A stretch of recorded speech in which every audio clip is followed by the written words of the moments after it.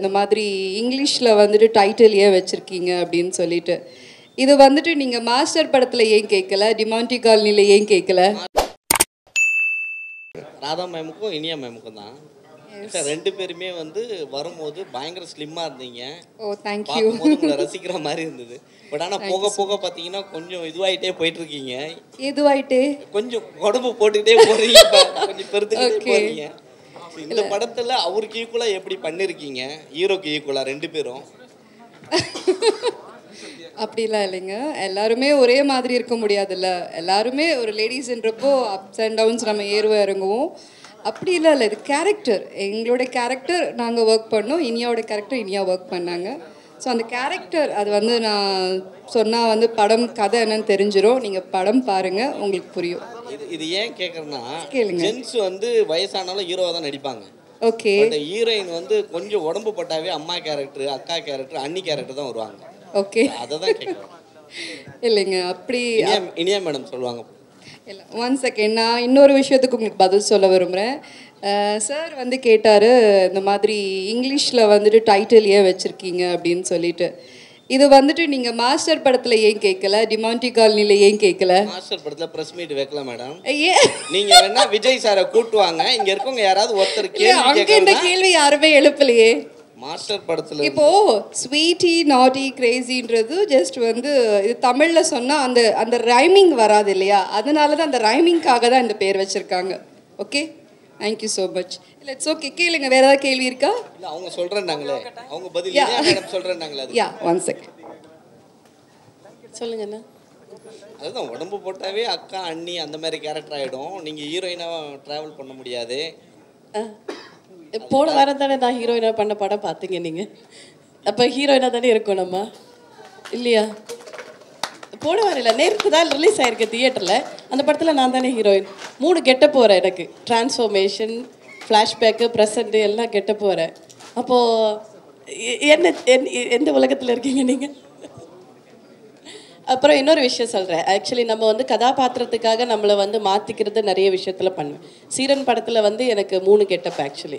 So அதில் ரொம்ப பக்குவமான ஒரு மெச்சூரிட்டியான ஒரு கேரக்டரும் பண்ணணும், அந்த கெட்டப்லேயும் வரணும், யங்கான கேர்ளாகவும் வரணும். ஸோ அதே டைமில் வந்து நான் ஒரே ஷெட்யூலில் அந்த படம் பண்ணும்போது எனக்கு வந்து ட்ரான்ஸ்ஃபர்மேஷன் பண்ணுறதுக்கு டைமும் இருக்காது. ஸோ என்னை வந்து யங்கான கேர்ளை வந்து நான் வாகை சுடோலேருந்து நீங்கள் என்னை பார்த்துட்ருக்கீங்க. ஸோ நானே என்னை பக்குவப்படுத்துறதுக்காக தான் நான் இந்த மெச்சூரிட்டி லுக்கில் வரணுன்றதுக்காக வெயிட் போட்டது ஒன்று.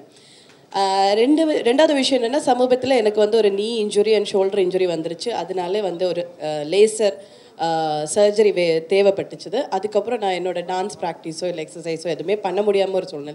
இப்போது நான் ரீஹேப் பண்ணிகிட்ருக்கேன். இந்த சாங் ஷூட்டிங்கில் கூட நான் மாஸ்டர் கிட்ட சொன்னேன், மாஸ்டர் நான் ரீஹேப் போயிட்டுருக்கேன், அதனால் கொஞ்சம் ரிஸ்க் இல்லாத சீக்வன்ஸ் எல்லாமே வந்து கொடுங்க அப்படின்னு சொல்லிட்டு. ஸோ இப்போ இன்னொரு படத்துக்காக நான் வந்து கெட்டப் மாற்றிட்டு அடுத்த லுக்கில் வரப்போகிறோம். ஸோ அப்போ உங்களோட சங்கடத்தை எல்லாம் நான் தீர்த்துக்கிறேன். ஓகே. அண்ட் ஹீரோயினாக வந்து ஒரு ஆர்டிஸ்ட் வந்து ஒரு என்னோட அப்பா சொன்ன மாதிரி ஒரு வெர்சடைல் ஆக்டர்னால் நம்ம வந்து ஹீரோயினாக மட்டும்தான் பண்ணணும் அப்படின்னு இல்லை. இப்போ ஹீரோயினாக மட்டும் பண்ணிவிட்டு பெரிய பெரிய ஹீரோஸ் கூட பண்ண ஹீரோயின்ஸ் எல்லாம் இப்போ காணாமல் போயிருக்காங்க. ஆனால் எங்களை மாதிரி ஆர்டிஸ்ட் எல்லாம் வந்து இன்னும் நாங்கள் சஸ்டெயின் பண்ணிகிட்ருக்கோம் சினிமாவில். உங்களை வந்து நீங்கள் எங்களை விரைவில் பார்த்துட்ருக்கீங்க, சினிமாவில் பார்த்துட்ருக்கீங்க. ஸோ அந்த சஸ்டெயினபிலிட்டியாக இருக்கிறதுக்கு நம்ம எல்லா கேரக்டரும் எடுத்து பண்ணணும். அப்போ தான் ஒரு நல்ல நடிகையாக இருக்க முடியும். ஹீரோயினை விட ஒரு நல்ல நடிகையாக இருக்கணும் அப்படின்றது நான் ஃபீல் பண்ணுறேன். நான் அந்த மாதிரி தான் நல்ல கதைகள் தேர்ந்தெடுத்து பண்ணிகிட்ருக்கோம். அண்ட் எந்த டைரக்டர் எந்த கதாபாத்திரம் கொடுத்தாலும் அந்த கேரக்டருக்கு மோல்டு பண்ணி டிஃப்ரெண்ட் லுக்கில், பாடி லாங்குவேஜில், கெட்டப்பில் வர்றதுக்கு நான் கண்டிப்பாக என்னோட ஹோம்ஒர்க் பண்ணிவிடுவேன். ஸோ அடுத்த படத்தில் நீங்கள் என்ன வேறு லெவலில் பார்ப்பீங்க பாருங்கள். Hero bro. சார் சார் இங்கே சார் இன்னொன்று, பெண்கள்னாலே அழகு தான் சார். என்ன கலரு ஹைட் எதுவாக இருந்தாலும் அப்படின்னு ரொம்ப முற்போக்காக யோசிக்கும் ஒரு டீம்ன்றதுனால நாங்கள் ஒரு 3 heroine 3 getup and range and age குரூப்பில் வந்து பிடிச்சிட்டு வந்திருக்கோன்னு சொல்ல வந்து அவ்வளோதான். நீங்கள் தப்பாக பார்க்குறீங்களே நண்பா. Hero bro. Thank you so much. சரி, கடை மூடிடுவான் லாஸ்ட்டு ப்ரோ. ஒன்றும் இல்லை, நீங்கள் பாக்கியராஜ் டைட்டில் மாதிரி தான் வேணும்னு கேட்டிருந்தீங்க. கேட்கல பாக்கியராஜ் டைட்டில் மாதிரி தான் வேணும்னு கேட்டிருந்தீங்க இல்லையா? ஆமாம். ஸோ பாக்கியராஜ் எவ்வளோ படம் நடிச்சிருந்தாலும் முருங்கக்கா சமாச்சாரம் இன்னைக்கு வரைக்கும் பேசப்பட்டிருக்கு. கரெக்ட். அந்த மாதிரி சமாச்சாரம் இந்த படத்தில் ஏதாச்சும் இருக்கா? இல்லைக்கா, ஆஃப்கோர்ஸ் கண்டிப்பாக முருங்கக்காய் இப்போ ஆலி சார் நடிச்சிருக்காரு சரிங்களா. ஆலி வந்து ஒரு ரொம்ப பிரபல தெலுங்கு காமெடி, நிறையா தமிழ் தெலுங்கு படங்கள் எல்லாத்துலேயுமே நடிச்சிருக்கு, தெலுங்குல பயங்கர பாப்புலர். அவர் வந்து முருங்கக்காய் மாதிரி ஒரு மேட்ரு விட்டுருக்காரு. எனக்கு தெரிஞ்ச டீசர் அந்த மாதிரி எதுலையாவது அதை ரிவீல் பண்ணுறது பெட்டர்னு நினைக்கிறேன். கண்டிப்பாக முருங்கக்காவின் 2024வது வருஷம்னா இருக்கும். 3 ஹீரோயினை நான் ஒரு கேள்வி வச்சுருந்தா அது எல்லாருமே சொல்லிட்டீங்க. யார் ஸ்வீட்டி, யார் நாட்டி, யார் கிரேசின்னு. 3 பேரில் யார் ஸ்வீட்டி, யார் நாட்டி, கிரேசி ஒரு கொஸ்டின்னு அதை சொல்லுங்கள். அதுக்கு முன்னாடி 3 பேர்கிட்டையுமே இந்த ஸ்வீட்டி, நாட்டி, கிரேசி தன்மை இருக்குமா? நல்ல கேள்வினே. நம்ம okay okay okay sir sir சரி சரி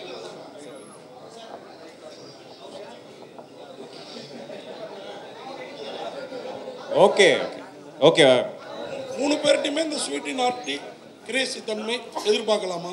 அண்ணா எல்லா பெண்களுமே ஸ்வீட்டி நாட்டி கிரேசி தானே, என்ன பண்ணுறது சொல்லுங்கள். நீங்கள் பார்த்தீங்களா இப்போது யூஸ்வலி ப்ரெஸ் மீட்னா வந்து ஜென்ஸ் நிறைய உட்காந்துருப்பாங்க, லேடிஸ் பார்த்தீங்களா அந்த சைட்லேருந்து இந்த சைடு வரைக்கும் நடுவில் வச்சு அம்மிக்கிட்டாங்க. ஸோ இதே மாதிரி ஆக்சுவலி டைட்டில் ஃபஸ்ட்டு சொல்லும் போது நான் சொன்னேன் சார், நல்ல பாக்யராஜ் சார் படம் டைட்டில் மாதிரி வைங்க, அந்த மாதிரி ஒரு ஹியூமர் அந்த மாதிரி ஒரு ஸ்டைல் தான் அப்படின்னா, இல்லை சார் ட்ரெண்டாக வைபாக போவோம் அப்படின்னா. ஸோ அப்படி ஸ்வீட்டி நாட்டி கிரேசி. அதே மாதிரி உங்களை வந்து இந்த தங்கமகன், அதுக்கப்புறம் இனிது அதுக்கு முன்னாடி, அதுக்கப்புறம் கடாவர்லேயே நல்ல எதிர்பார்ப்பு. இந்த படம் உங்களுக்கு ஒரு நல்ல பிரேக் அந்த தமிழில் ஏற்படுத்தி தருமா? விரும்புவோம், வேலையை கரெக்டாக செஞ்சுருக்கோம், நடந்துச்சுன்னா சந்தோஷம். ஆனால் என்னென்னா இந்த மாதிரி நான் தெலுங்குல பண்ணியிருக்கேன். ஃபுல் லென்த் ஒரு கமர்ஷியல், ஒரு ஹாரர், ஒரு வீட்டில் ஒரு பேய், ஒரு அந்த மாதிரி சில விஷயம்லாம் கமர்ஷியல் நிறையா பண்ணியிருக்கேன். தமிழில் வந்து ரொம்ப ஒரு டைரக்டரோட இப்போ பண்ணியிருக்க 2 படமே வந்து மிஷ்கின் சார் லாஸ்ட் படம் பண்ணேன். இப்போ ஒரு லாஸ்ட் 5 மாதமாக ஒரு படம் பண்ணி டைரெக்டாக இங்கே வரேன். ஸோ கம்ப்ளீட்லி இது ஒரு வேறு மைண்ட் செட். ஒரு டைரக்டராக வந்து அப்படி தான் புரிஞ்சேன். நம்ம ஃபஸ்ட்டு இங்கே டைரக்ஷன் டிபார்ட்மெண்ட்னால இந்த மாதிரி படம் அப்படின்னு நினச்சிட்டு இருந்தேன். தெலுங்குல பண்ணும்போது எனக்கு அந்த ஃப்ரீயாக இருந்துச்சு. மறுபடியும் பண்ணுவோம் இவ்வளோ. என் ஃப்ரெண்டு சொன்னான், ஏன்னா நாங்களாம் சான்ஸ் தேட அலைஞ்சிட்டு இருக்கோம், நீங்களாம் ஹீரோ ஆகி நீங்கள் மட்டும் வளருவீங்க, எல்லாரும் படம் பண்ண மாட்டீங்க அப்படின்னா செருப்பை கழட்டி அடித்த மாதிரி நானிலேருந்து சரி எல்லா படமும் நம்ம இறங்கி பண்ணுவோம் அப்படின்னா தான். நான் 2020 வரைக்கும் ஒரு 15 படம் பண்ணியிருந்தேன். இந்த 4 வருஷத்தில் இன்னொரு 20 படம் முடிச்சிட்டேன். ஓனால் நல்லா வரணும் அப்படின்னு பார்க்க. அதே மாதிரி இந்த படமும் கண்டிப்பாக என்டர்டெயின் ஆகும். ரொம்ப எல்லாம் யோசிச்சுலாம் போகாமல் உள்ளே போனோம்னா எப்படி ஒரு சுந்தர் சி சார் படம் பார்த்துட்டு அப்படியே ஜாலியாக வெளியே வரும், அந்த மாதிரி ஒரு நல்ல படம் சார். ஆக்சுவலாக தமிழில் வந்து இப்போது முதல்வர் வந்து பேர் வைங்கன்னு சொல்லியிருக்காங்க கடைங்களுக்கே. அது இல்லாமல் சின்ன பட்ஜெட் படங்களுக்கு வந்து சரியான எங்களுக்கு வந்து உங்கள் சைடு கவர்மெண்ட் சைடு வந்து இது கொடுங்க நிதி அப்படின்னு கேட்டிருக்கீங்க. பட் நீங்கள் தமிழில் இந்த பேரை வச்சிருந்தா ஒருவேளை கவர்மெண்ட் உங்களுக்கு ஏதாவது சலுகைகள் கொடுத்துருப்பாங்களோ? பார்த்தீங்களா, சட்ட சிக்கலான கேள்விக்கு மட்டும் மைக்கு வாங்கவே மாட்டேன்றாரு, மற்றபடி வந்து நின்று நான் கூறுவது என்னவென்றால் அப்படின்லாம் சூப்பராக பேசுவார் அருண் சார். ஆக்சுவலி 2 லாங்குவேஜில் எடுக்கணும் சார். ஓப்பனிங் வந்து அங்கே பண்ணோம், இப்போ நம்ம க்ளோஸ் பண்ணும்போது இங்கே பண்ணோம். ஸோ 2 லாங்குவேஜும் கொஞ்சம் காமனாக புரியுற மாதிரி 2 டைட்டில் வந்து ரீச் ஆகிறதும் கஷ்டமாக இருக்குது. இப்போ தெலுங்குல நான் ரெகுலராக பண்ணிகிட்ருக்கேன். தமிழில் மறுபடியும் இப்போது அரிமா அந்த டைட்டில் பிரச்சனைகள் இருக்குது. என் பேர்லேயே வந்து நீங்கள் பேரை வச்சிங்க அது இதுன்னு ஒரு 1008 கொஷின் கேட்குறாங்க. ஸோ டைட்டிலாவது 2க்கும் காமனாக வச்சுருவோம் அப்படின்னு நாட் இங்கிலீஷில் பண்ணோம். அண்ட் இப்போது நம்ம ஒத்துக்கிட்டாலும் ஒத்துக்காட்டியும் ஒரு படம் வந்து அது என்ன சொல்கிறது, ஒரு இன்சூரன்ஸ் மாதிரி ஒரு ரிலீஸ்னு ஒரு மரணம் தப்புனா கர்ணம் தப்புனா மரணன்ற மாதிரி தாண்டி வரும்போது ஒரு ஓடிடி தான் காப்பாற்றி கூட்டு வருது. இன்றைக்கி ஓடிடி வந்து எல்லா மொழியிலையும் பார்க்குறாங்க. நான் எஸ்பெஷலி நார்த் இந்தியன்லாம் போகும்போது வந்து நிறைய படங்கள் பார்க்குறாங்க. சரி உங்கள் அந்த படம் பார்த்தோம், இந்த படம் பார்த்தோம், இந்த சேனலில் பார்த்தோம், இந்த ஓடிடியில் பார்த்தோம் அப்படின்னு. ஸோ அதுக்கும் ஒரு தகுந்த ஒரு டைட்டிலாக இருக்குன்றதுக்காக தான் இங்கிலீஷ் டைட்டில் போடும். இதில் தமிழ் டைட்டில் மட்டும் வச்சப்பட்டது இல்லை, தமிழ் பாரம்பரியத்தோடு இருக்கணும், யூ சர்டிஃபிகேட் இருக்கணும்.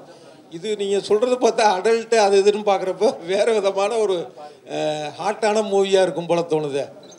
ஆனால் தமிழ் பாரம்பரியத்திலே நம்ம ஹாட்டாக இல்லைன்னா எத்தனை பேர் எப்படின்னா வந்திருப்போம். எல்லாமே தமிழுக்கு இருக்கிற ஒரு வீரியம் நம்ம ஆளுங்களுக்கு இல்லாததா. நம்ம இத்தனை பாப்புலேஷன் போட்டு எத்தனை பேர் எதிர்த்தாலும் இத்தனை பேர் மறுபடியும் வந்து வரோன்னா தமிழ் வீரியம் ஸ்ட்ராங்காக தான் இருக்கும். சரிங்களா, அதுக்கும் இதுக்கும் இது இல்லை. நான் சொல்ல வரது புரிஞ்சிருக்குன்னு நினைக்கிறேன். ஹாட்டான விஷயம் அஃப்கோர்ஸ் இருக்கும். என்ன சொல்கிறேன்னா, இருக்கணும் இல்லைண்ணே, இல்லைன்னா இத்தனை வருஷம் இருக்க விடுவாங்களா சொல்லுங்கள். நம்ம ஊரில் வந்து காலை ஆட்டாமல் படுத்தாலே வந்து போனோம்னு சொல்லி தூக்கி புதைக்கிற ஊர், அதுவும் இண்டஸ்ட்ரி உங்களுக்கு தெரிஞ்சது தான். ஸோ கண்டிப்பாக வந்து ஒரு அட்டென்ஷன் சீக்கிங்கான ஒரு ஒரு ஒரு அட்டெம்ப்ட் அண்ட் அதுக்கு தான் போகிறது இல்லைங்களா. நான் ப்ரீவியஸாக இன்ஃபேக்ட் இருட்டரியல் முரட்டுக்குது தெலுங்குல நான் தான் நடித்தேன், தமிழோட சூப்பராக ஓடிச்சு. அதுக்கப்புறம் நிறைய டிஃப்ரெண்ட்டான படங்கள் பண்ணுறதுக்கான வாய்ப்பு கிடையாது, ஒரு மார்க்கெட்டை க்ரியேட் பண்ணுச்சு. ஸோ அந்த மாதிரி போகிறது அட்லீஸ்ட் திட்டி தவிர்த்து என் பேரை ஞாபகம் வச்சுருப்பீங்களா?